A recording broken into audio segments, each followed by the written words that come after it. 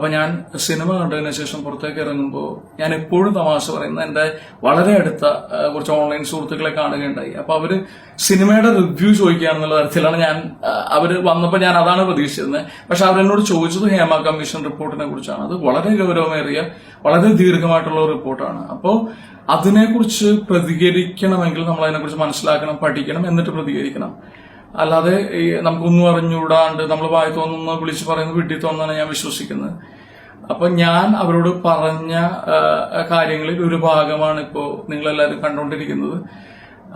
പക്ഷെ ഞാനും അത് വീണ്ടും കണ്ടു കഴിഞ്ഞപ്പോ ഹേമ കമ്മീഷൻ റിപ്പോർട്ട് പോലെയുള്ള അത്ര ഗൗരവമേറിയ ഒരു റിപ്പോർട്ടിനോട് പ്രതികരിക്കേണ്ട ഒരു രീതിയിലല്ലായിരുന്നു എന്റെ ശരീരഭാഷയെന്ന് എനിക്ക് തോന്നി. അപ്പൊ ഞാൻ കുറച്ച് സുഹൃത്തുക്കളെ അത് വേദനിപ്പിച്ചായിട്ട് ഞാൻ അറിയുകയും ചെയ്തു. അപ്പോ ഞാൻ അങ്ങനെ എന്റെ പ്രതികരണം ആരെങ്കിലും വിഷമിപ്പിച്ചിട്ടുണ്ടെങ്കിൽ ഞാൻ ക്ഷമ ചോദിക്കും.